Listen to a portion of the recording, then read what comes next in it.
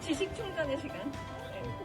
경제는 민주당은 너에게는 매주 아침 일찍 나올 수 있는 길. 저에게 경제는 민주당은 항상 깨어있게 만들어준 활력소다. 지식의 장.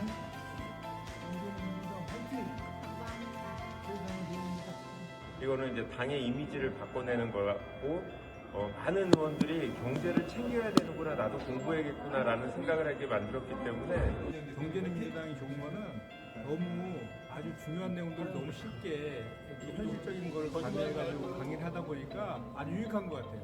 경제는 민주당 화이팅! 경제는 당연히 민주당이죠.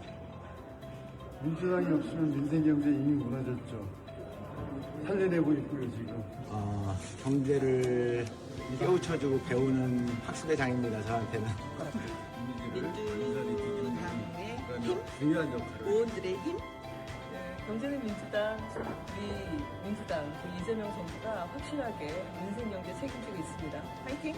민주당의 희망, 새로운 대한민국을 만들어가는 디딤돌, 소중한 에너지. 제 삶의 활력소. 경제는 민주당 화이팅! 넘버원.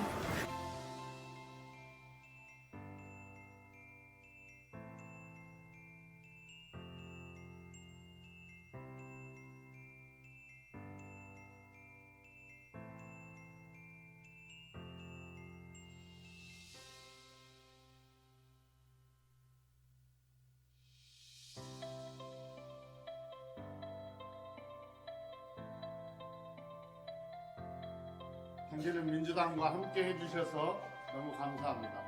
경제는 민주당과 함께한 시간이 의원님들이나 우리 보좌진 여러분, 우리 언론인 여러분께도 의미 있는 그런 시간이었으면 좋겠고, 의원님께 경제는 민주당이란? 경제는 민주당이란 나에게 활력을 주는 에너지원이다. 우리 민주당 의원들한테 아주 유익하고 좋은 공부를 많이 시켜주고 있어요. 보물창고? 예. 보물창고. 민생이다. 의정활동의 전부이다. 왜냐하면 정치는 국민의 먹고 사는 문제를 해결해야 되는 의무가 있기 때문입니다. 화이팅! 경제는 민주당 화이팅! 지식 충전의 시간. 네. 경제는 민주당은 너에게는 매주 아침 일찍 나올 수 있는 길. 저에게 경제는 민주당은 항상 깨어있게 만들어준 활력소다. 지식의 장.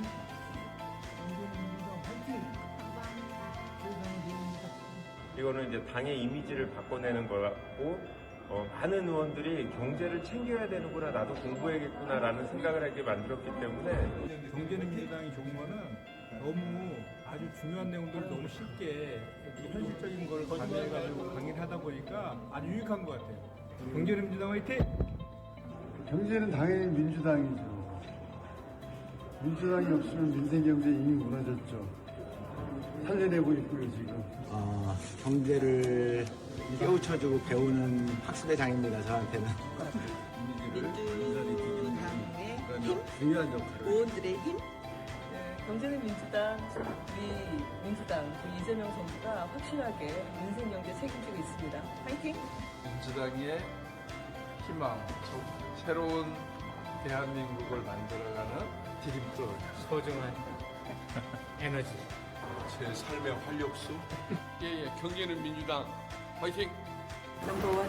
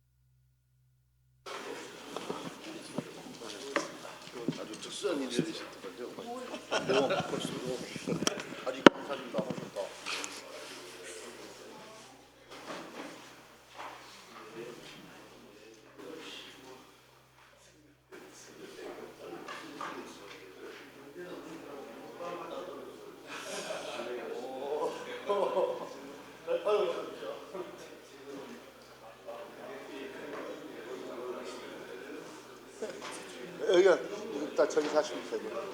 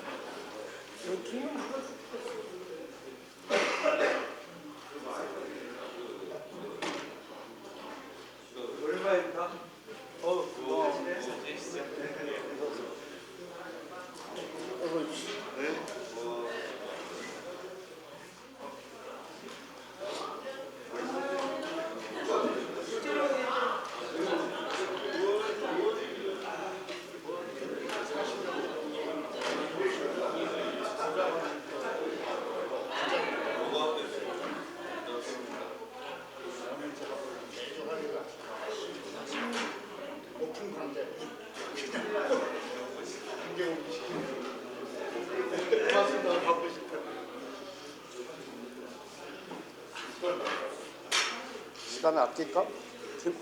김한규 의원님 오늘 안 오셔?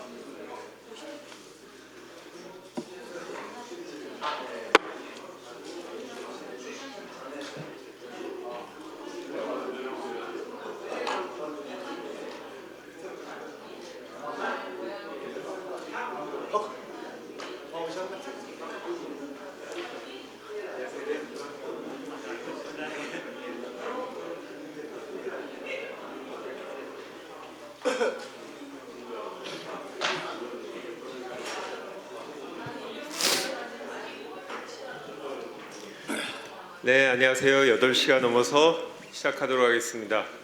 혹시 눈 떠보니 선진국 안 읽어보신 분 계십니까?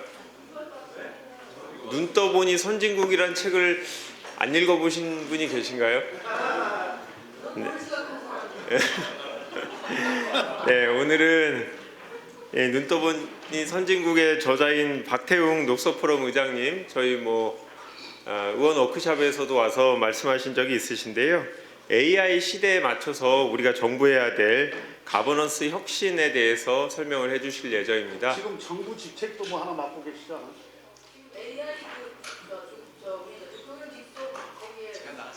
네, 직접 의장님께서 설명해 주실 거고요. 의장님 모시기 전에 김태년 대표님의 인사말 듣고 시작하겠습니다. 또 오늘도 이렇게 많이 와주셔서 너무 감사드립니다. 김밥은 럭셔리 김밥입니다. 많이 드시기 바랍니다. 오늘 이제 AI 정부, AI 네이티브 정부를 어떻게 만들 것인가에 관해서 그 유명한 백태웅 의장님께서 강의를 해주실 건데요. 오늘 강의 잘 들으시고 한 가지 이따가 또 가시는 의원님들 계실 것 같아서 공지 하나 드리면 다음 주에도 이 프로그램은 진행을 하는데요. 다음 주부터 시리즈로 지방선거도 있고 해서 토론회를 한 몇 차례 좀 우리 경제는 민주당하고 국가균형발전특위하고 공동으로 좀 해볼까 합니다. 그러니까 각 권역별로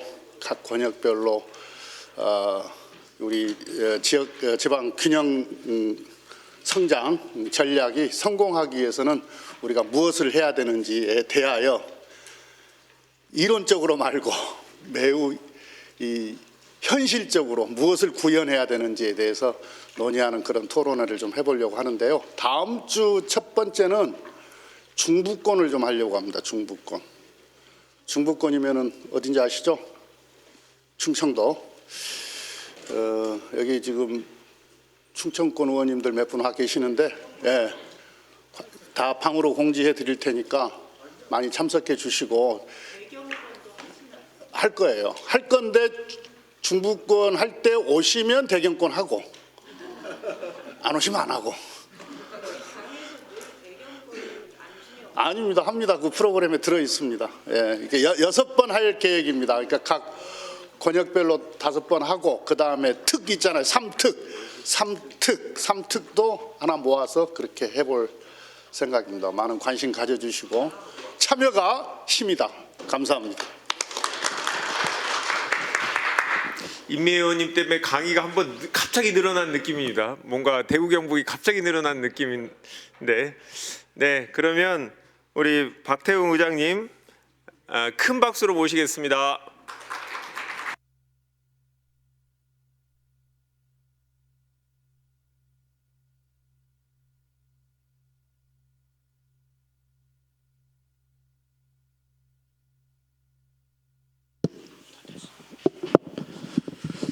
안녕하십니까, 박태웅입니다.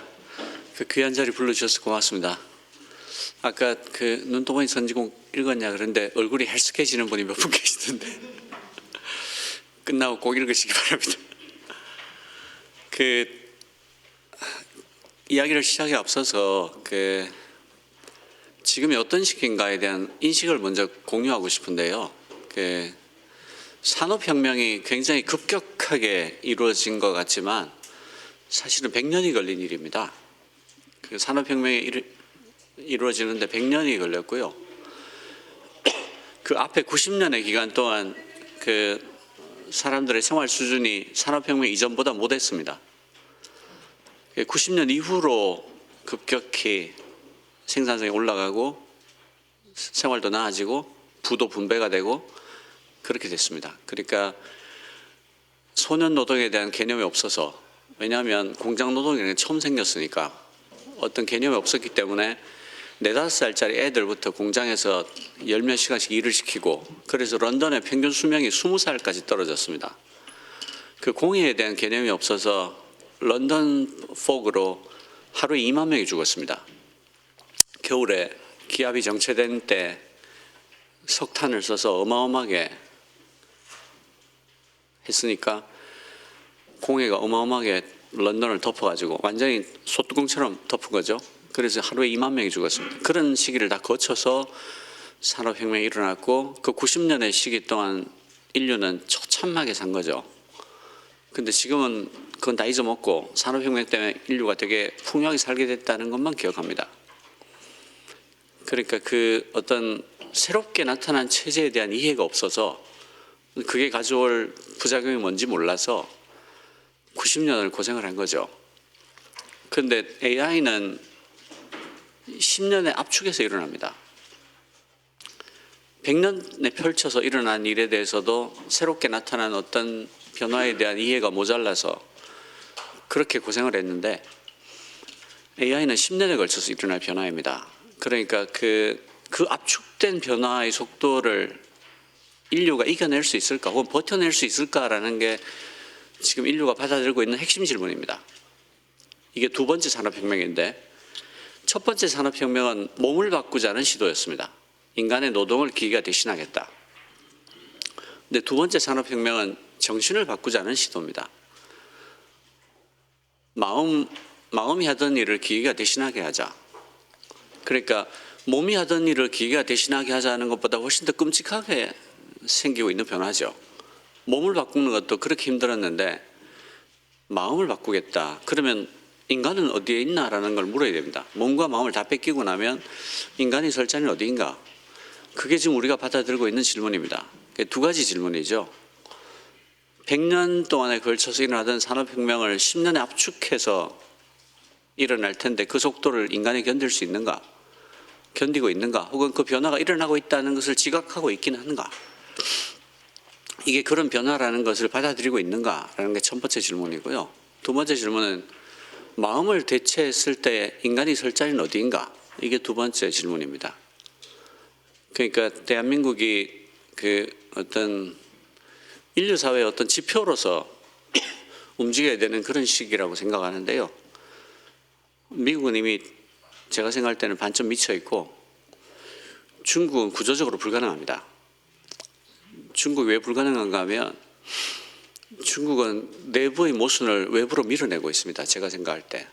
그 정도 사이즈가 되는 나라가 내수가 그렇게 적으면 견뎌내지 못합니다. 빈부격차가 커서 나라 사이즈에도 불구하고 내수가 늘어나지 않는 것을 수출을 해서 메우고 있습니다. 오래 갈 수가 없습니다. 왜냐하면 어떤 나라도 그런 종류의 무역 적자를 오랜 시간 견뎌낼 도리가 없습니다.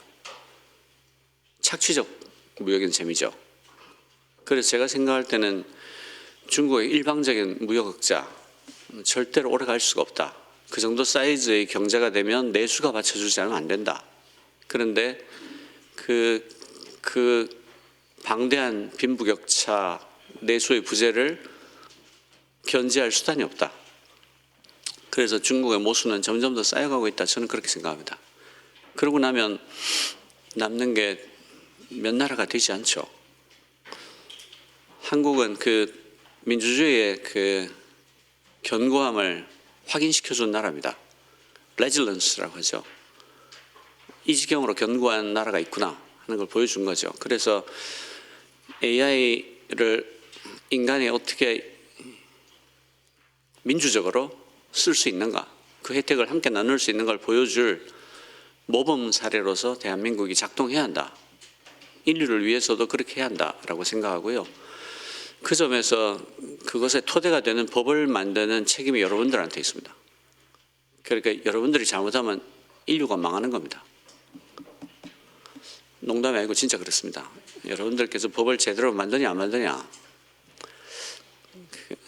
인류의 운명이 걸려있다 생각하시고 열심히 법을 만들어 주십시오. 저는 민주당 국회의원들이 법 만드는 거 빼고 모든 걸 다 하는 것 같습니다. 피켓팅도 하고 서명도 하고. 제가 그때 당선자 워크숍에 가서도 뭐라 그랬습니까? 피켓팅은 시민들이 할 테니 여러분들은 법을 만드십시오라고 하지 않았습니까? 왜 또 피켓팅을 합니까? 그 로그를 아시는 분 계십니까? 로그?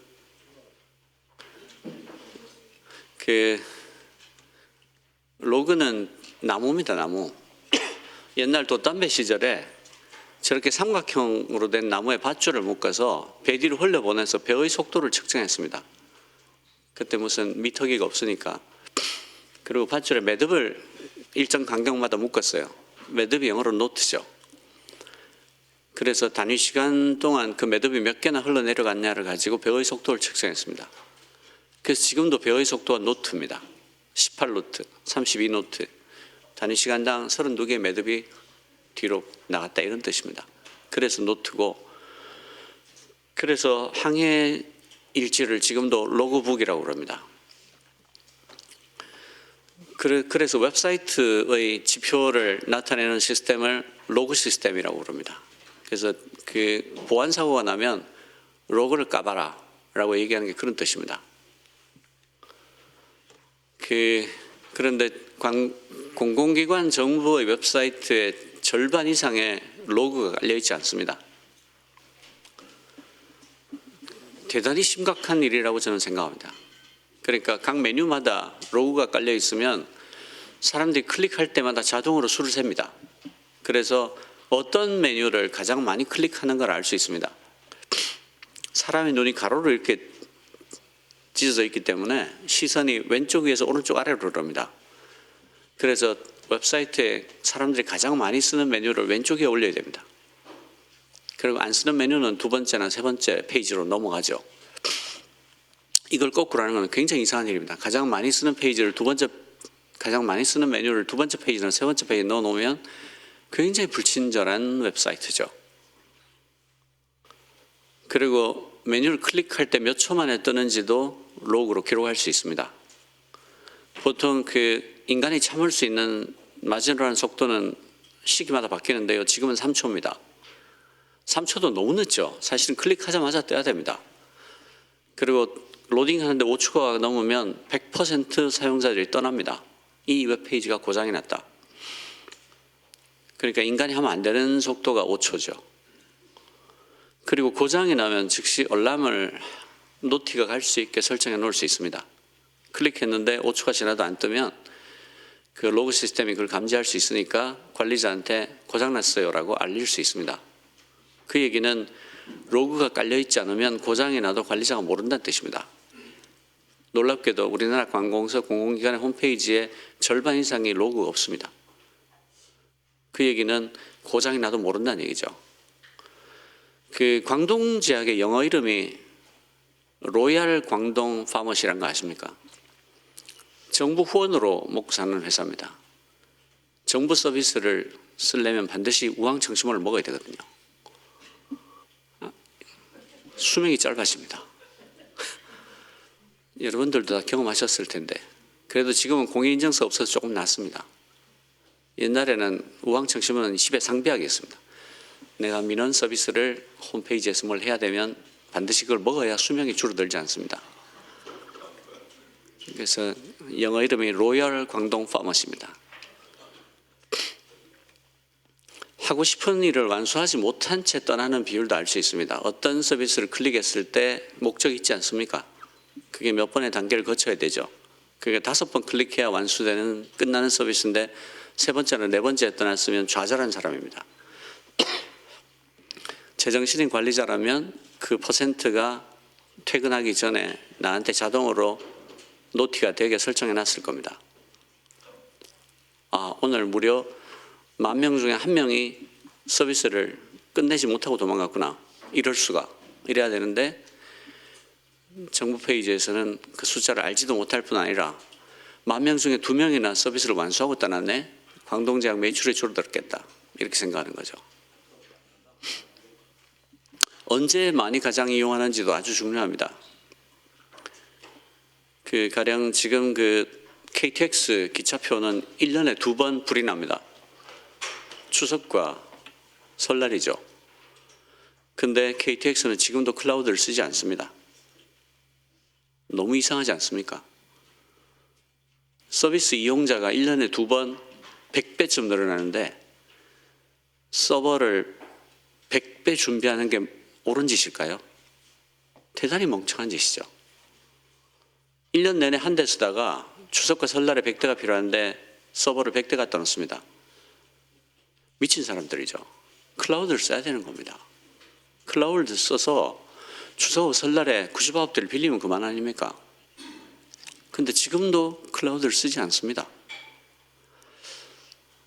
그 광동제약이 얼마나 큰 혜택을 받고 있나 아시겠죠?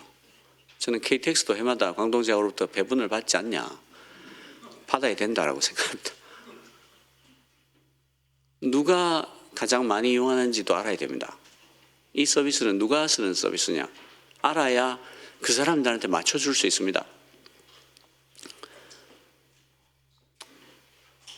가령 극단적으로 얘기해서 70대 남자 노인만 쓰면 70대 남자 노인한테 맞추면 됩니다.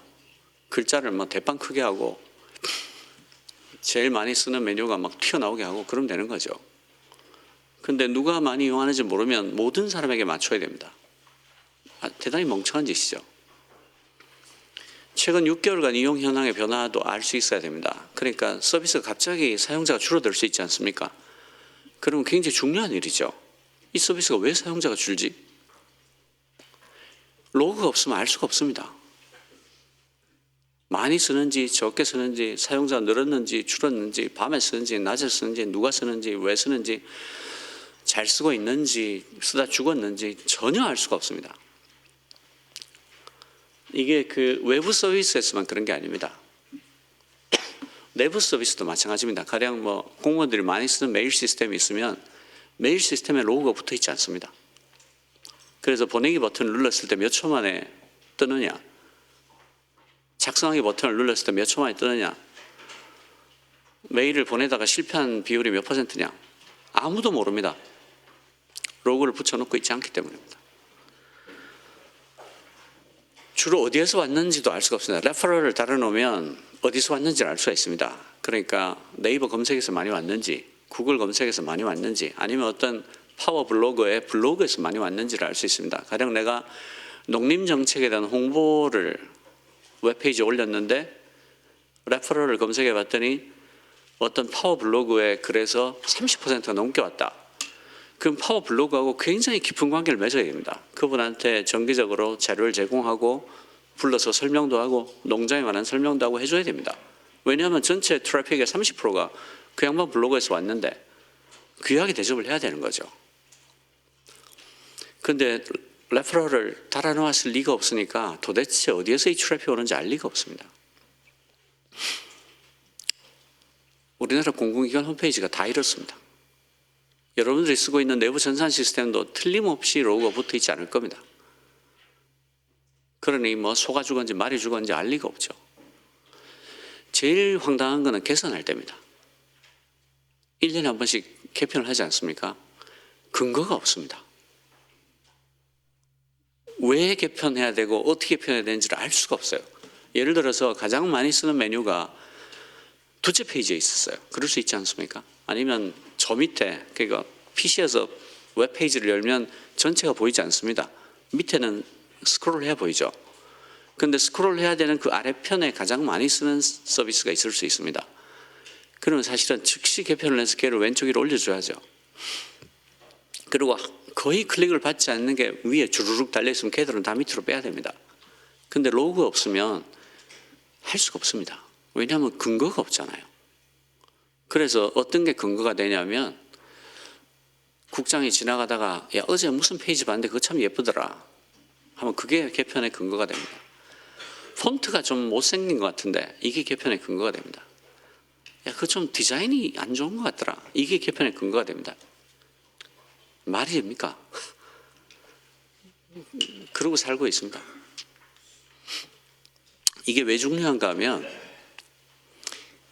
AI가 무엇을 하는가를 한 문장으로 정리해보라 그러면 AI는 방대한 데이터를 학습해서 그 안에 있는 잠재된 패턴을 찾아내는 일을 합니다. 그러니까 두 가지인데요. 방대한 데이터가 없으면 AI는 힘을 쓰지 못합니다. 그러니까 데이터가 없으면 AI는 아무것도 아닙니다.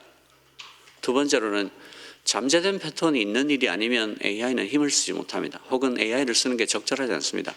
가령 예를 들어서 그 의원회관 3층에 화장실이 어디에 있어 같은 질문은 언제나 명확한 고정된 답을 요구합니다. 그러니까 이건 잠재된 패턴이 아니죠. 뚜렷한 패턴입니다. 그런 경우에는 AI를 쓰는 게 적절하지 않습니다. 방대한 데이터가 있지 않으면 AI는 힘을 못 씁니다. 예를 들어서 과적합이라는 게 있습니다. 오피팅이라는 게 있는데 주사위를 5번 던져봤더니 3이 3번 나왔어요. 그럼 이 주사위는 60%의 확률로 3이 나오는 주사위다. 이렇게 단정할 수 있습니까? 하면 안 되죠. 왜냐하면 데이터가 너무 부족하기 때문입니다. 주사위가 제대로 만들어져 있다면 1000번쯤 던지면 1부터 6까지가 같은 확률로 나올 겁니다. 그러니까 1000번 정도 던지는 데이터가 필요한 거죠. 그렇지 않으면 오버피팅이 됩니다. 그래서 데이터가 없는 일에 AI를 쓰면 되지 않습니다. 갑자기 차를 소프트웨어 디파인드 비어클이라고 부릅니다. 무기를 소프트웨어 디파인드 웨폰이라고 부릅니다. 왜 차란 말, 무기란 말을 놔두고 소프트웨어 디파인드 비어클, 소프트웨어 디파인드 웨폰이라고 말할까요? 소프트웨어가 되어 있지 않으면 데이터를 못 모으기 때문입니다. 자동차가 자율주행을 하려면 차에 붙어있는 온갖 센서들, 라이다, 레이더, 카메라, 적외선, 자외선 온갖 것들이 붙어있죠. 그 센서들, 로드 데이터를 실시간으로 수집할 수 있지 않으면 자율주행을 할 수가 없습니다. 그래서 자동차가 소프트웨어 디파인드 비어클이 돼야 자율주행을 할 수가 있습니다. 무기도 마찬가지입니다. 무기에 온갖 센서들이 붙어 있어서 그걸 소프트웨어로 자동 수집할 수 있지 않으면 소프트웨어 디파인드 웨폰을 만들 수가 없습니다. 그리고 그런 무기가 없으면 우크라이나 러시아 전쟁에서 봤듯이 박살이 납니다. 그러니까 소프트웨어가 되어 있는가라는 말이 AI화할 수 있는 바탕이 있는가라는 뜻입니다.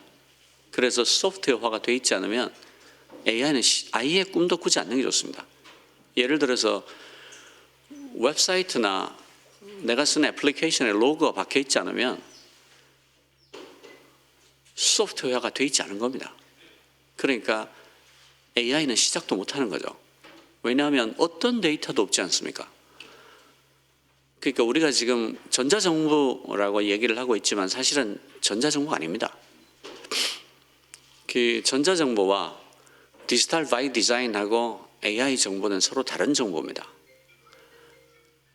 그 전자정보는 말하자면 내가 동사무소에 발급하던 문서를, 서류를 내 컴퓨터로 발급할 수 있다가 전자정보입니다. 그러니까 오프라인에서 하던 일을 그대로 갖고 온 거죠. 그러면 이제 그 컴패티블한 프린트도 정의해 줘야 됩니다. 이런 프린터만 쓸 수 있다. 디지털 바이 디자인은 어떤 정보입니까? 정부가 갖고 있는 서류는 내가 발급할 이유가 없다가 디지털 바이 디자인입니다.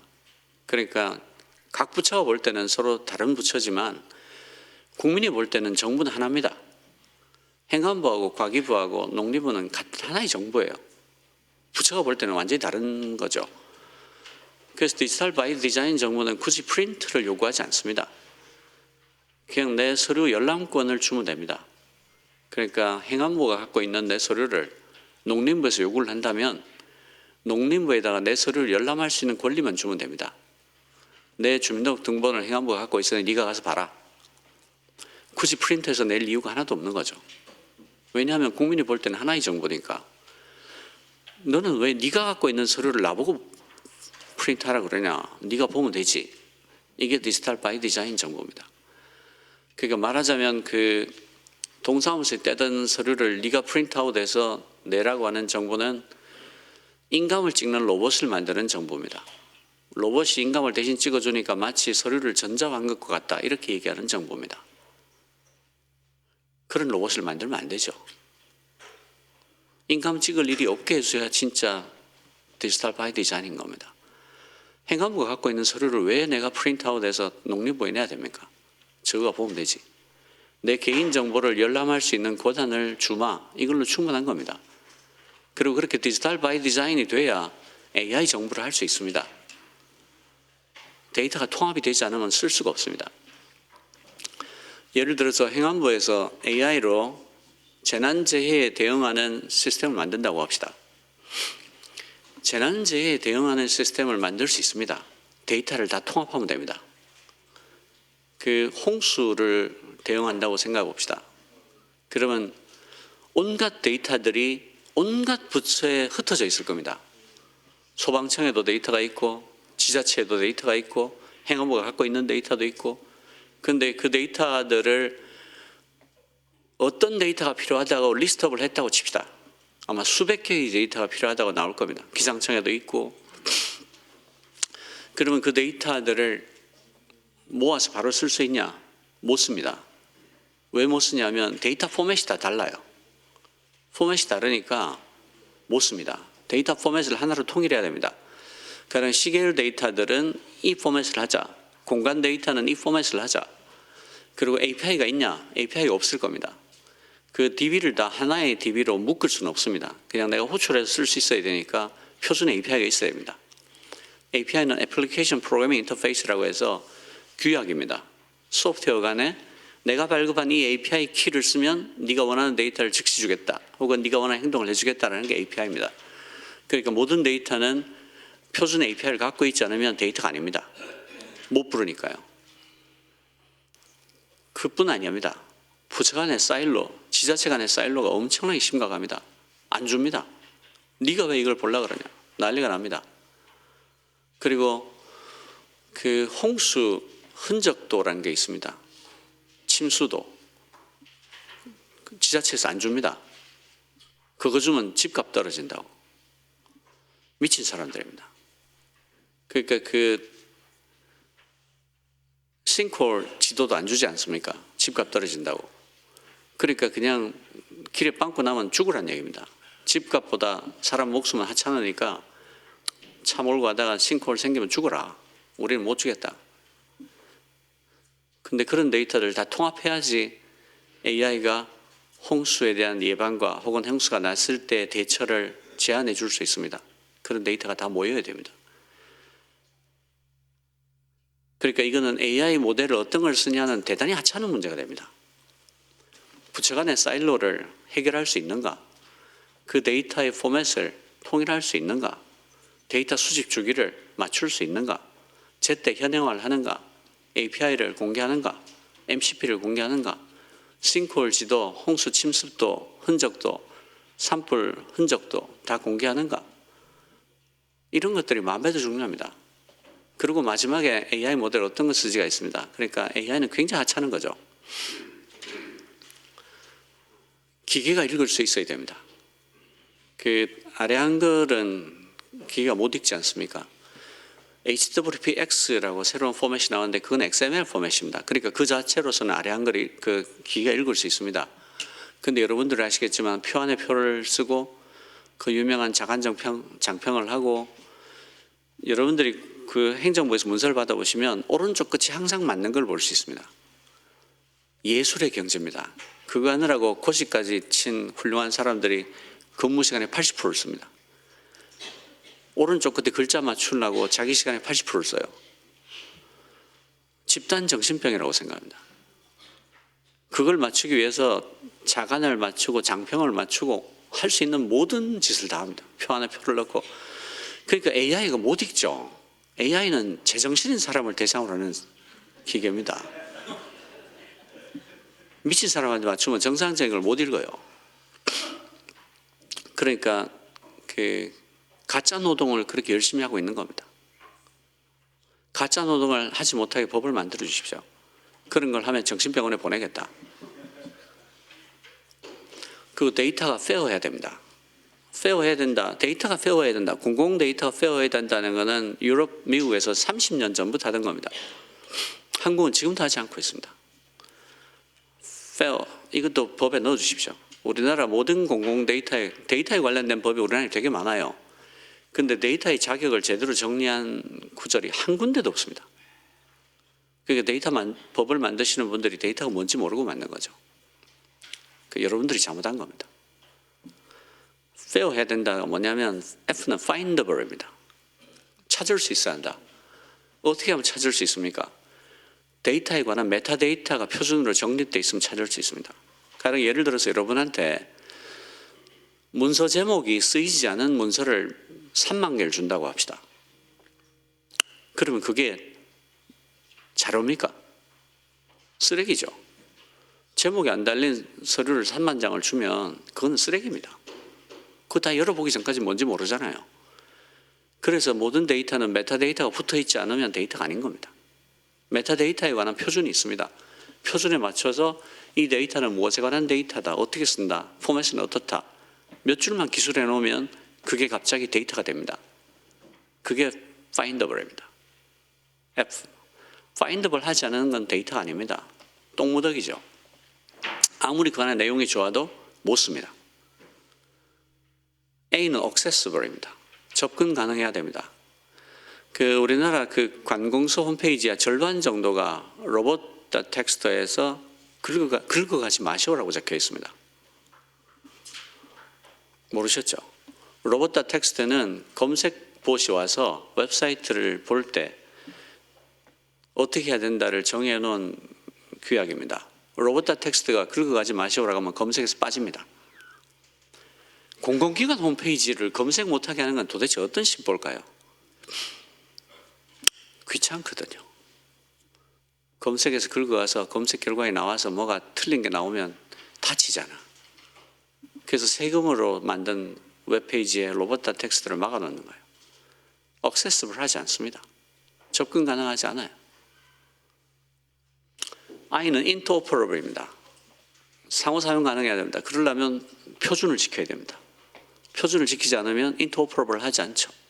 아까 제가 말씀드렸던 재난재해 데이터 센터, 재난재해 예방센터에 데이터를 서로 쓰려면 시공간 계열 데이터는 포맷이 똑같아야 됩니다.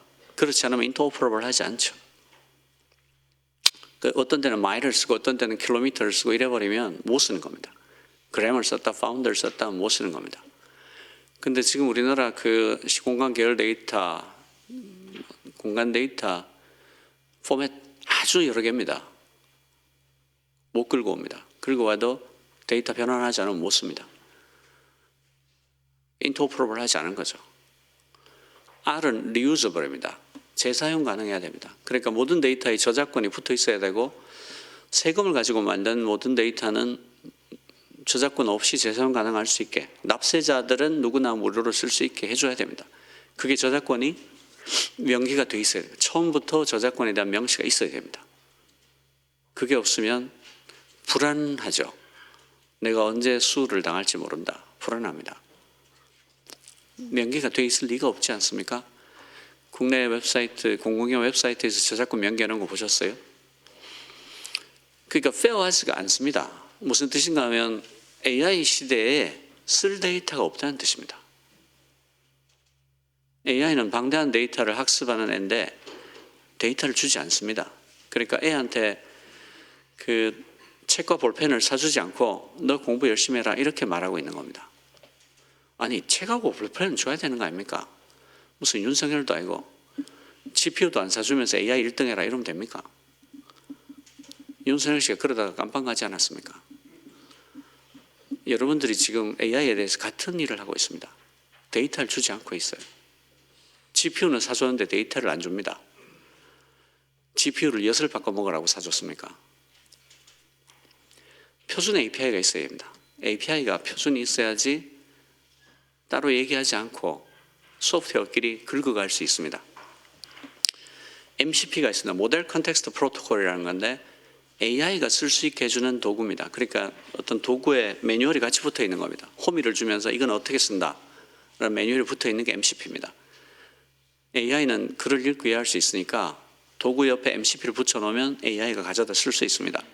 그러니까 AI가 없던 시절에는 API만 표준으로 만들어 놓고 있으면 데이터를 가져다 쓸 수 있지만 AI 시대에는 API뿐 아니라 MCP를 같이 제공해야 됩니다. 그래야지 쓸 수 있습니다. 로그도 없는데 API하고 MCP가 있을 리가 있겠습니까? 이것도 법으로 만들어야 됩니다.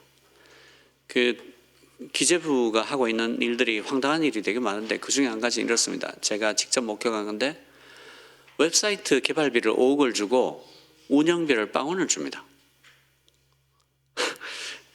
이해가 되십니까? 웹페이지를 개발하는데 5억을 줘놓고 운영비를 빵원을 줘요. 그러니까 운영에는 10원도 못 쓰는 겁니다. 이 사람들은 기재부는 다리 놓는 거하고 웹사이트 여는 거를 구분을 못해요. 웹사이트 운영자가 없으면 어떻게 됩니까? 대한민국 기재부가 그런 일을 합니다. 이게 페어입니다.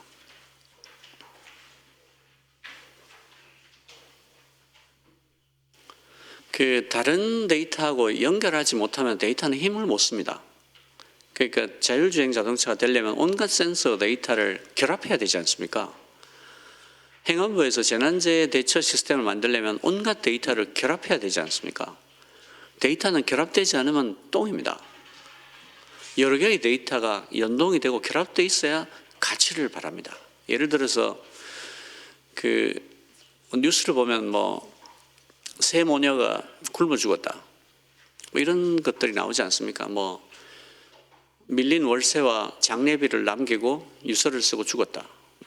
이런 것들이 나오지 않습니까? 그런 분들이 사실은 대부분 복지 혜택의 대상자들입니다. 그런데 사람이 굉장히 공공한 처지에 놓이면 시야가 이렇게 좁아집니다. 그러니까 자기가 복지 혜택의 대상이 되는지를 검색할 여유가 안 생기죠. 그런데 만약에 우리가 데이터를 다 결합할 수 있다면, 그러니까 의료보험부터 세금, 온갖 데이터를 결합할 수 있으면 저분들이 다음 달에 굶을 수도 있겠다라는 걸 미리 알 수 있습니다. 그리고 그분들이 복지 혜택의 대상이면 복지사가 가서 먼저 줄 수 있습니다. 데이터를 결합하면 사람을 살릴 수 있다는 얘기죠. 그런데 지금 제도가 어떻게 되어 있냐면 세금을 내지 않으면 죽을 때까지 쫓아다닙니다. 그런데 복지 혜택은 요청을 해야 줍니다.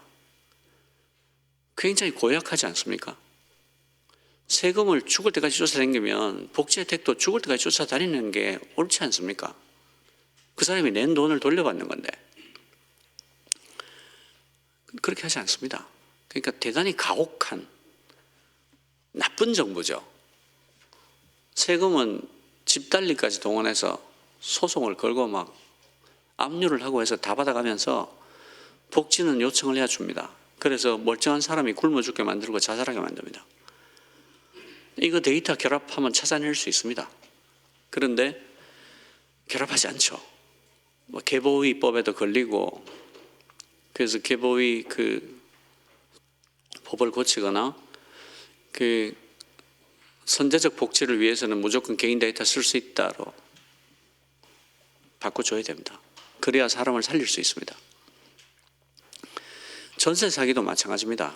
지금 등기부를 법원에서 관리하고 있죠. 이게 일제시대 때 그렇게 정해서 그렇습니다.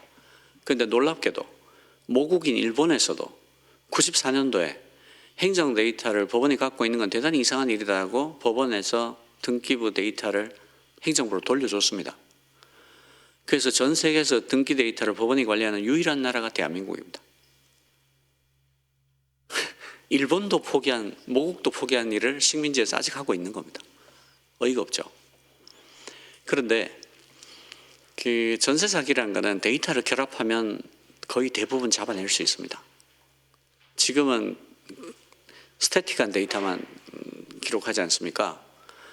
근데 뭐 세금 데이터부터 거래 데이터, 온갖 데이터를 다 결합하게 되면 허위 거래를 잡아낼 수 있습니다.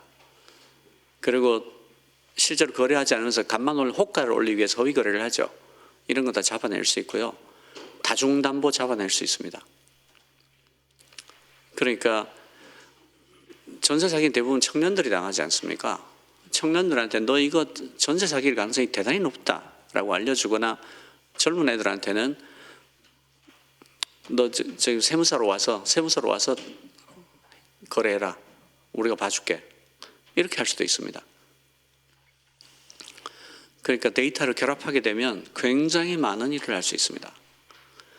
제가 법원에다가 그 행정 데이터 행안부로 넘깁시다 하고 제가 이제 국가 AI 전략위원회 공공 데이터 분과장이니까요.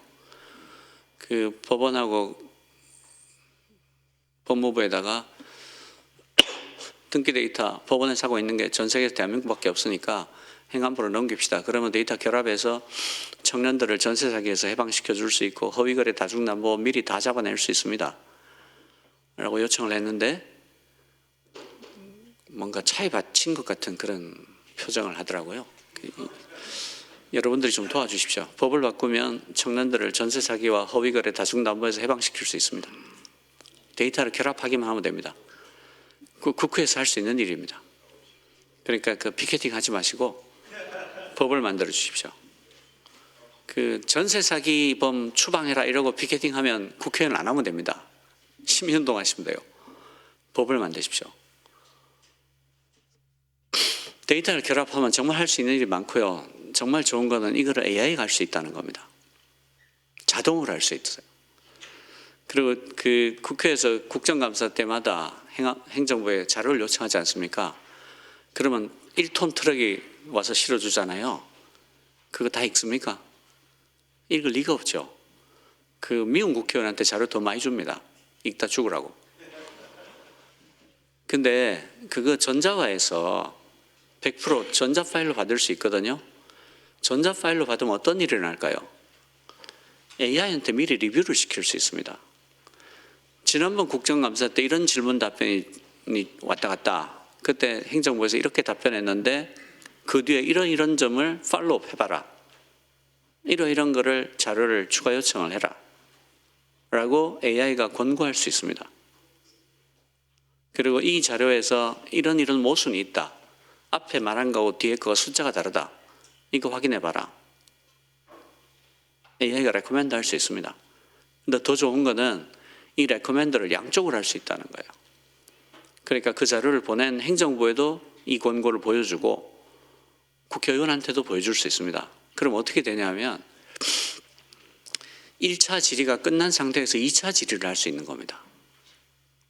그거에 대한 답변이 행정부로 다시 오겠죠. 그래서 수준을 2차, 3차로 올린 상태에서 국정감사를 할 수 있습니다. 그렇게 하면 나무를 엄청나게 많이 살릴 수 있습니다, 여러분.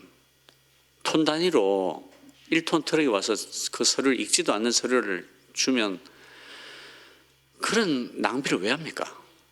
100% 전자화해서 AI가 필터링해서 질문 권고안을 양쪽으로 보내서 첫 번째 질문들은 AI로 해결한 상태에서 두 번째 질문을 시작할 수가 있습니다. 얼마나 수준이 높아지겠습니까? 그 의정자료 전달 시스템을 법으로 전자화해서 바꾸면 됩니다. 여러분들이 하시면 됩니다. 그러면 얼마나 질문과 답변의 수준이 높아지겠습니까? 더 좋은 거는요. 그게 다음번에 자료가 된다는 겁니다. 이런 질문을 하고 이런 자료를 받았던 게 데이터로 쌓입니다. 그럼 그 다음 국정감사 때는 수준이 한결 더 높아집니다.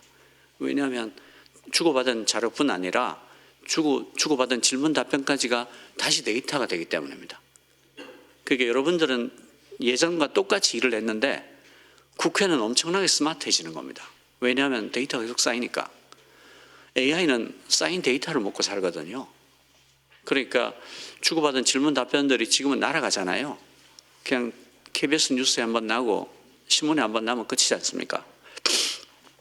그래서 카메라가 돌 때 훨씬 더 열정적으로 말씀하시지 않습니까? 그럼 카메라가 가면 다 빠지죠. 그런데 이게 데이터가 된단 말입니다. 여러분들이 주고받는 질문 답변이 다 데이터가 됩니다. 그러니까 나는 옛날하고 똑같이 일을 했을 뿐인데 대한민국 국회는 왜 이렇게 점점 더 스마트해지지? 이렇게 되는 겁니다. 얼마나 좋습니까? 옛날하고 똑같이 일을 하는데 국회는 점점 더 스마트해져요. 그게 AI 네이티브 정보입니다. 나는 똑같이 일을 하지만 시스템은 점점 더 스마트해진다. 이게 AI 네이티브의 원래 뜻입니다.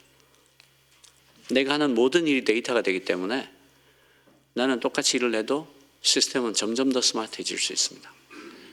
그렇게 일을 해야 됩니다. 내가 하는 모든 일이 데이터가 될 수 있게 하는 거, 그게 AI 네이티브입니다. 그 DRT 수요 기반 교통입니다. 저거를 제가 말씀드린 이유는 저게 뭔가 하면 가장 적합한 대중교통에 관한 얘기입니다. 할배 할매가 정말 뜨문뜨문 흩어져 살고 있는 시골에서 제일 가성비가 좋은 대중교통은 100원 택시입니다. 그냥 전화해서 어디 가고 싶다 그러면 100원만 내면 아무 데나 데려다 주는 겁니다. 그게 가장 가성비가 좋습니다. 그러다가 인구가 조금 늘면 콜버스가 가장 가성비 좋은 대중교통이 됩니다. 그냥 노선이 정해져 있지 않고 버스가 다니면서 할매 할배를 쭉 주워가지고 보통 장마당에 가겠죠. 장마당에 불어났다가 장이 끝나면 쭉 주워서 집에다 데려다 주는 겁니다. 노선이 없이 가는 거죠.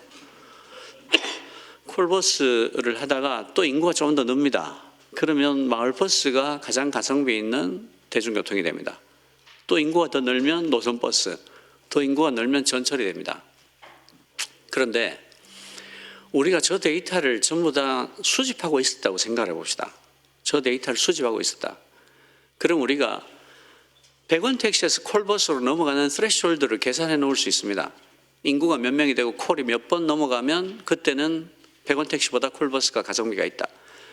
콜버스에서 마을버스로 넘어가는 것도 스레시홀드를 계산할 수 있죠. 스레시홀드를 다 계산할 수 있습니다. 그럼 어떻게 됩니까? 저 모든 과정에서 인간이 개입할 필요가 없습니다. 그냥 100원 택시를 하다가 이 스레시홀드를 건드리거나 넘어가면 콜버스로 바꾸면 됩니다. 가장 극적인 순간은 콜버스에서 마을버스로 전환하는 순간에 찾아옵니다. 인간이 노선을 그릴 필요도 없습니다. 콜버스가 자주 다닌 길이 시커멓게 파여 있을 거 아닙니까? 그걸 따라 노선을 그리면 됩니다. 그러니까 저 모든 과정의 전체에서 인간이 개입할 일이 한 번도 없는 겁니다. 전제가 뭡니까? 데이터를 모으고 있었답니다. 그러니까 우리가 AI 네이티브를 할 준비가 돼 있냐라고 물어보고 싶으면 우리 조직에서 가장 높은 사람이 데이터입니까? 라고 물어보면 됩니다. 데이터가 결정을 하게 하고 있습니까? 데이터가 말을 해야 될 때 사람이 말을 하고 있습니까? 데이터가 말을 하고 있습니까? 라고 물어보면 됩니다. 저 경우에는 처음부터 끝까지 사람은 한마디도 하지 않습니다. 스레시홀드에 도착하면 데이터가 판단합니다. 심지어 노선도 사람이 그리지 않습니다. 데이터가 있으니까요. 콜버스에서 마을버스로 바뀌는 순간 노선이 정해집니다.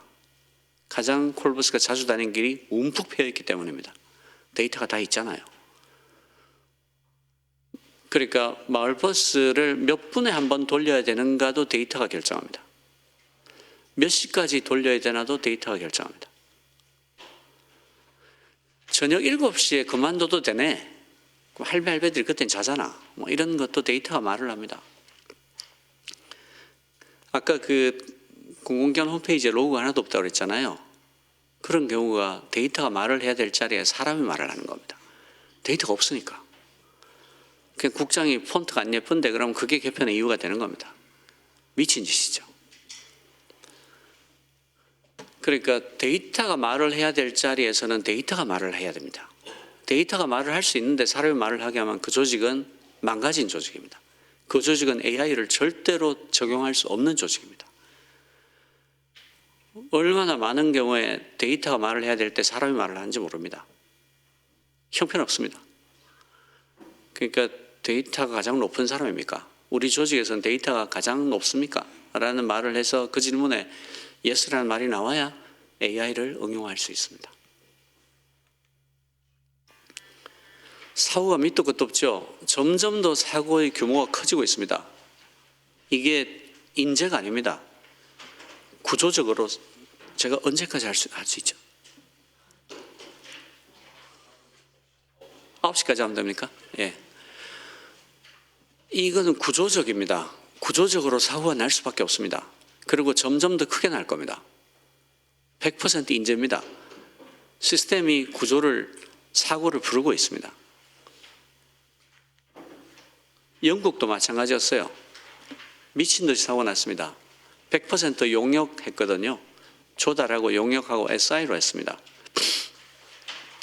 그래서 그 헬스케어 시스템은 2002년에 시작해서 2021년에 폐기합니다. 지금 실패해요. 저 오랜 기간 동안 한 다음에 실패합니다. 다 실패를 했어요. 그래서 의회에서 이걸 제대로 깊이 있게 조사를 합니다. 그래서 그 의회 보고서의 결론이 revolution, not evolution. 이건 혁명을 하지 않으면 안 된다. 고쳐 쓸 수 없다라고 판단을 합니다. 그래서 Government Digital Service라는 걸 만듭니다. 그 시빅 해커, 그 시민 중에서 그 공공의 퍼블릭 섹터에 봉사할 결심이 있는 사람들 혹은 봉사하고 있는 사람들을 시빅 해커라고 부릅니다. 시빅 해커의 대마왕을 부릅니다. 그래서 당신이 맡아달라. 당신 원하는 대로 엔지니어를 다 뽑아라 라고 합니다. 그래서 영국에서 가장 톱티어에 가장 뛰어난 엔지니어들을 모아서 Government Digital Service라는 걸 만듭니다. 전문 엔지니어 조직이죠. 그래서 이 친구들이 책임을 지게 했습니다. 그래서 어떤 일이 일어났냐. 1년 만에 이 사람들이 1882개의 서로 다른 정보 웹사이트를 하나의 gov.uk로 만듭니다. 딱 1년밖에 안 걸렸습니다. 그리고 그 민간 웹사이트 다 제끼고 올해의 굿 디자인 상을 받습니다. 이게 끝이 아닙니다. 뉴질랜드 정부가 정부 웹사이트를 개편하라고 보니까 gov.uk가 너무 예쁜 거예요. 그런데 gov.uk가 완전한 오픈소스였습니다. 그래서 GDS 엔지니어를 2명인가 3명을 뉴질랜드로 불러요. 그래서 gov.uk 소스 코드를 그대로 써서 뉴질랜드 정부 웹사이트를 개편합니다. 오픈소스의 힘이죠. 둘 다 영어를 쓰고 영연방이니까 가능했던 일이겠지만 얼마나 마술 같은 일입니까? 오픈소스로 gov.uk를 만들고 뉴질랜드 정부가 이거 오픈소스네? 하고 가져다 쓰고 돈을 얼마나 아꼈겠습니까? 거기다가 영국 정부가 테스트까지 다 끝낸 거잖아요. 잘 돌아가는 거잖아요. 그게 오픈소스의 힘이고 Government Digital Service의 힘입니다.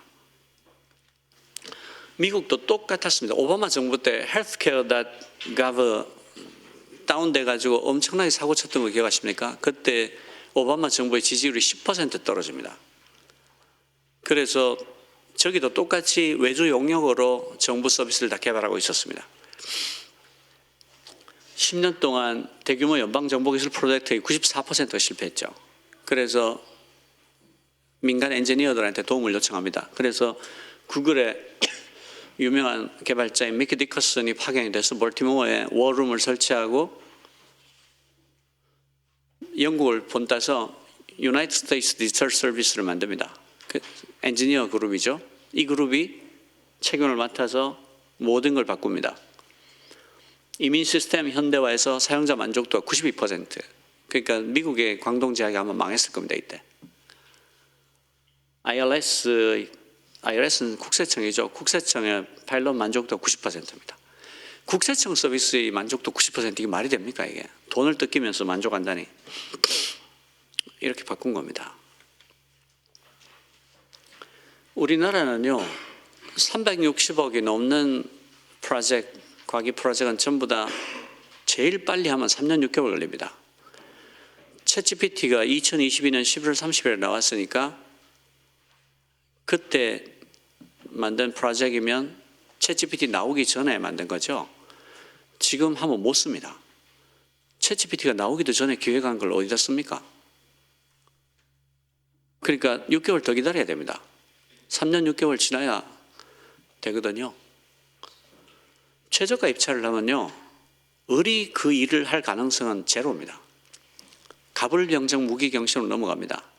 대단히 운이 좋으면 정정도가 일을 하고 보통은 무기경신 중에 하나가 일을 합니다. 그래서 정부는 분명히 5억을 주고 일을 시켰는데 일하는 애들은 5천만 원 받고 합니다. 갑을병정 무기경신으로 떨어지면 그렇게 됩니다. 그럼 어떻게 됩니까? 대부분 프리랜서를 써요. 근데 검수를 안 써줄 수가 없습니다. 기간이 끝났는데 검수를 안 써주면 공무원이 처벌받습니다. 그래서 어떻게 됩니까? 검수를 일단 해주고 계속 버그를 잡아달라고 요청을 해요. 그래서 정부 프로젝트는 전부 다 그 뒤에 고도화 프로젝트가 하나 붙습니다. 그러니까 여러분들이 정부 프로젝트를 봤는데 고도화라는 이름이 붙어 있으면 아, 똥치고 있구나 이렇게 생각하시면 됩니다. 프리랜서가 제때 일을 못 끝내서 고도화 계약으로 이어서 버그를 고치고 있는 겁니다. 모든 정부 프로젝트에는 고도화 프로젝트가 붙습니다. 왜냐하면 5억으로 해야 될 일을 5천만에 하고 말도 안 되는 프리랜서들을 쓰니까 제때 안 끝나는 겁니다. 그리고 그게 끝나면 운영회사를 따르고 합니다. 운영회사는 보통 1년에서 1년 반이면 바뀝니다. 그래서 한 4, 5년 지나면 운영회사가 3번 바뀐 상태입니다. 그럼 어떻게 되죠? 소스 코드를 아는 사람이 한 명도 남아있지 않습니다. 지구상에 없어요. 그래서 사고가 나면 어떻게 됩니까? 최소한 한 달이 넘게 걸립니다. 그 소스 코드 짰던 애는 없어요. 그래서 물어서 찾아가면 고향에 가서 통닭집을 하고 있습니다. 그래서 이제 얼굴이 허해서 그 친구를 찾아가면 그 친구가 이렇게 얘기합니다. 왜 찾아왔는지 알겠는데 닭이나 먹고 가서 이러고 닭을 하나 구워줍니다. 튀겨주죠. 나도 몰라요 그거. 내 그거 하느라고 폐를 잘랐어. 이럽니다. 여러분 이렇게 물어보십시오. AI 프로젝트를 용역으로 할 수 있습니까? AI 프로젝트는 개발하고 운영을 구분할 수 없습니다. 계속해서 실시간으로 튜닝을 해야 됩니다. AI 모델이 일주일마다 더 좋은 게 나옵니다. 지금 같은 조달 프로젝트면요, 3년 6개월 전에 챗GPT가 나올 거를 예언을 할 수 있어야 됩니다. 그러니까 2022년 6월에 6달 지나면 챗GPT가 나올 거니까 내 기획에 AI를 넣어야 되겠다. 3년 6개월 뒤에는 아마 챗GPT가 3.5가 아니고 5.2 버전이 나와 있을 거야. 이러고 써야 됩니다. 집단으로 미친 거죠. 지금도 다 용역을 합니다. 용역을 하면 어떻게 됩니까? 네이버에서 일하는 수준의 개발자가 용역을 받으러 나오겠습니까? 택도 없죠. 그러니까 대규모로 동시 접속하는 대용량 분산 처리를 경험해 올 수 있는 사람이라야 정부 시스템을 개발할 수 있습니다. 동접자가 10만 명, 100만 명이 될 때 너무나 태연하게 처리할 수 있는 엔지니어가 붙어야 그런 시스템을 개발할 수 있습니다. 근데 그런 종류의 시스템은요, 네이버 검색, 다음 메일, NC의 MMORPG 정도를 개발해 본 적이 있어야 그런 대용량 분산 처리를 해본 경험이 있는 사람인 겁니다.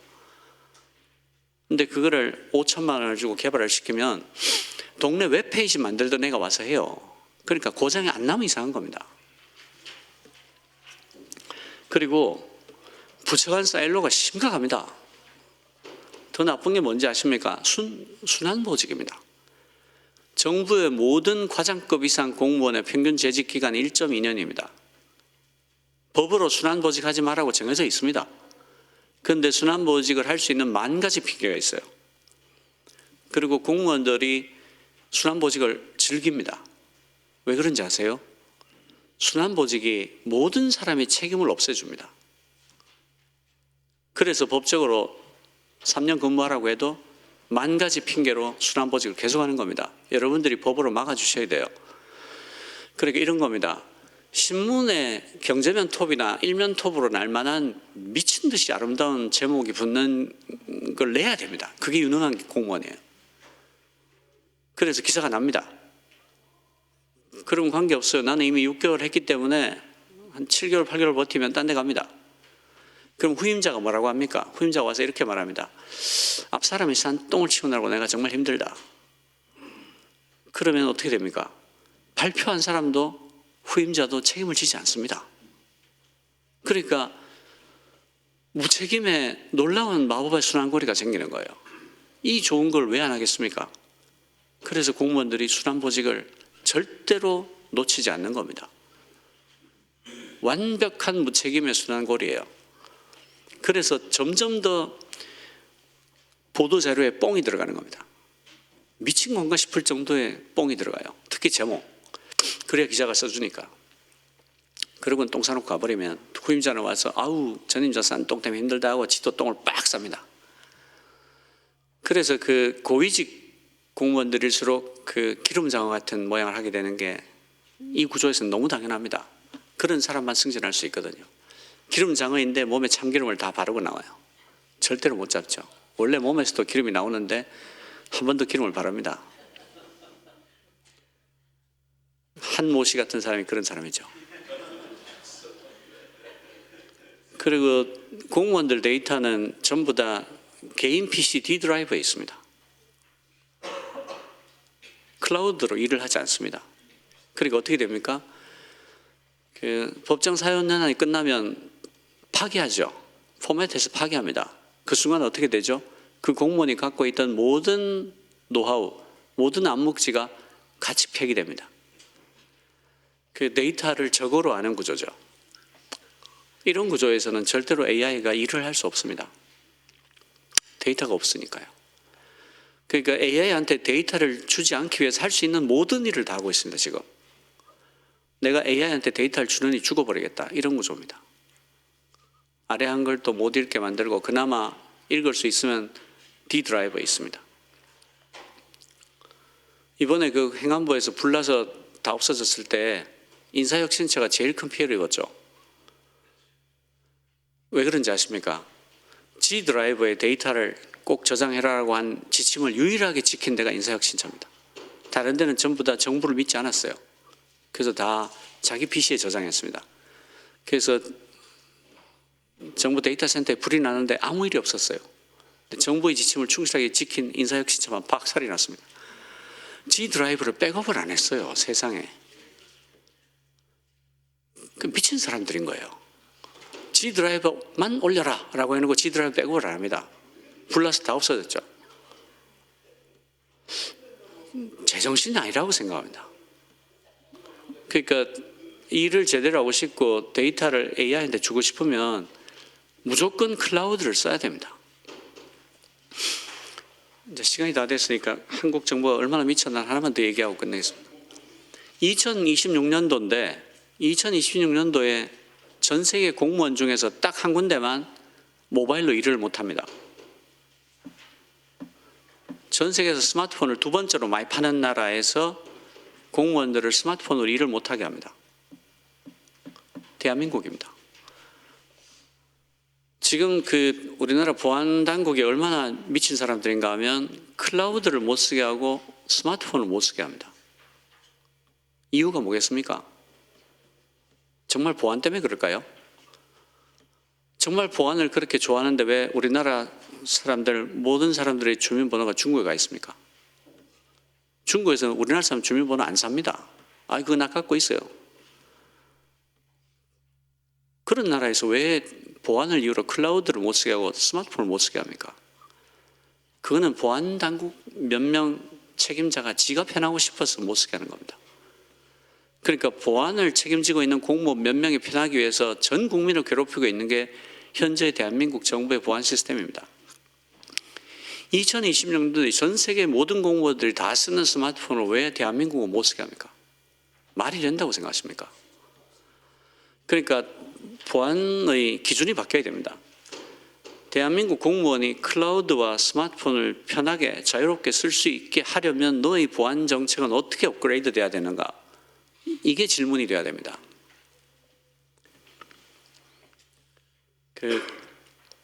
국회에서 법으로 좀 해주십시오. 보안을 이렇게 물으면 됩니다. 2026년도에 공무원들이 스마트폰과 클라우드를 쓸 수 있게 할 수 있는 보안 정책을 갖고 오면 당신이 그 자리에 앉아 있고, 못 갖고 오겠으면 다른 사람에게 넘겨라, 비켜라, 길을 가로막지 마라, 이렇게 국회에서 요청을 해주셔야 됩니다. 전 세계에서 우리만 못 쓴다는 게 말이 됩니까?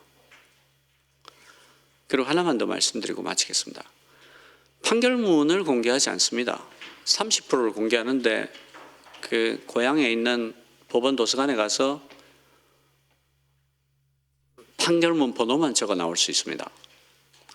그런데 미국은 24시간 안에 판결문 전체를 공개하는데 익명화나 가명화도 하지 않고 공개합니다. 영국은 일주일 안에 공개합니다. 왜 그런지 아십니까? 미국, 영국이 우리보다 프라이버시를 훨씬 중요하게 여기지 않습니까? 근데 다 공개합니다. 왜 그런지 아세요? 공정한 판결을 받을 권리가 프라이버시보다 앞선다고 보는 겁니다. 공정한 판결을 받을 권리는 헌법의 권리예요. 헌법상 권리입니다.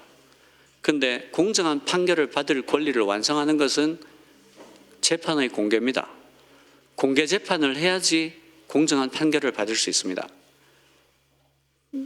재판을 공개하지 않으면 어떻게 공정한 재판을 받겠어요? 그리고 재판의 공개를 완성하는 게 판결문의 공개인 겁니다. 재판을 공개하지만 판결문을 공개하지 않으면 그거는 공개 재판이 아니죠. 그래서 헌법상의 권리를 침해하는 겁니다. 그래서 미국이 24시간 안에 판결문을 어떤 익명화나 가명화도 없이 공개하는 겁니다. 우리는 그런 점에서 헌법상의 권리를 침해받고 있습니다. 공정한 재판을 받을 권리가 없는 거예요. 그래서 우리가 전관예우라는 지독한 범죄에 시달리고 있는 겁니다. 왜냐하면 공개 재판을 하지 않고 있기 때문에. 그래서 판결문 공개가 법으로 반드시 보장이 돼야 되는 겁니다. 그래야지 대한민국의 국민들이 공정한 재판을 받을 헌법상의 권리를 보장받을 수 있습니다. 정리를 하면 데이터, AI는 방대한 데이터를 바탕으로 잠재된 패턴을 찾아내는 일을 합니다. 그러려면 데이터가 공개돼야 되고 데이터가 결합돼야 되고 데이터가 말을 할 수 있어야 됩니다. 그렇게 하면 AI 네이티브 정부를 만들 수가 있습니다. 그 일을 위해서 국회에서 여러 가지로 힘을 많이 써주시길 바랍니다. 감사합니다.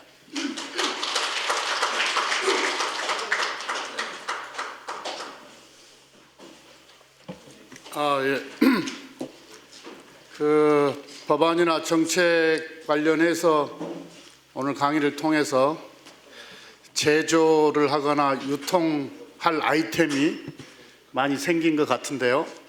경제는 민주당은 절대로 저작권을 주장하지 않습니다. 먼저 쓰시는 분이 임자입니다.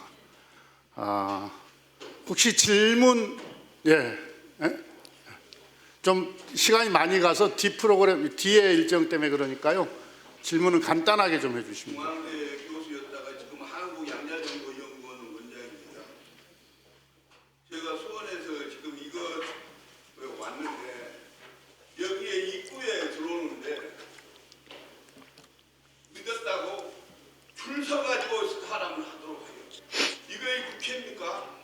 국회가 국회가 지금 얘기했죠. 그건 좀 다르게 문제 제기해 주시고요. 우선 AI 인공지능을 한다고 그러면은 주민등록증만 가지면 들어갈 수 있게 아주 줄서게 하는 것부터 개선해 주세요. 알겠습니다. 이게 인공지능 얘기한다면서 우리들 국민들을 줄서게 하고 호롱놈들은 그냥 타고 들어가고 이게 된 겁니까? 뭐야? 또 반대 얘기하는데. 자, 다른 질문하실 분 질문 없으세요? 임미애원님 아니요, 제가 따로 말씀 질문 드리겠습니다. 따로 지금 말씀하신 내용을 국가 AI 전략위원회에서 담아내면 안 되나요? 다 하고 있는데요. 어디서 걸리냐면 입법사항들이 많습니다. 저희가 그래서 입법사항을 따로 추려서 부처에 다 주문해 놓은 상태입니다. 부처에 다 주문해 놨는데 결국은 다 입법사항들이어서 말씀을 드린 겁니다. 김현 의원님이 과방위 간사님이시고 여기 또 행안위 의원님들도 아까 많이 왔다 가셨잖아요. 예, 오늘 하여튼 아이템 엄청 많이 발굴됐어요. 저희가 액션 플랜을 발표했지 않습니까? 거기에 다 들어가 있고요. 그다음에 입법이 필요한 사항들을 따로 정리하고 있습니다. 그래서 가능하면 민주당이랑 같이 태스크포스를 만들어서 속도를 내면 너무 좋겠다라고 당이랑 협업을 좀 하시면 좋겠네요. 그 파트너를 지정해 주시면 제가 파트너입니다. 예. 저희 농업과 관련해서 데이터의 중요성 되게 공감을 하는데요. 사실 오랫동안 농업 분야에서는 이 데이터를 축적해야 된다라는 얘기를 했지만 사실 그 데이터가 어떤 데이터여야 되는지에 대해서 서로가 모르고 있습니다. 가장 기본적인 것들을 모르고 있는 상황인데 이것부터 저희가 시작을 해야 되는 것 아닐까라는 옳습니다. 생각을 합니다. 그런데 데이터를 수집하는 일이 왜 잘 안 되냐면 문제를 정의하지 않고 붙어서 그렇습니다. 내가 풀고 싶은 문제를 먼저 정의하면 이 문제를 풀기 위해서 필요한 데이터를 리스트업할 수 있습니다. 그러니까 순서가 풀고 싶은 문제를 정의하는 게 1번, 그 문제를 풀기 위해서 필요한 데이터를 리스트업하는 게 2번, 그 데이터의 포맷을 표준화하는 거 3번, 이런 식으로 진행을 해야 됩니다. 그러니까 풀고 싶은 문제가 명료하지 않으면 모든 데이터를 모으게 되거든요. 그러면 지칩니다. 심층 대화는 끝나고 하도록 하겠습니다. 오늘 수고 많으셨습니다. 오늘 경제는 민주당 오늘 이것으로 마치겠습니다. 고맙습니다. 감사합니다.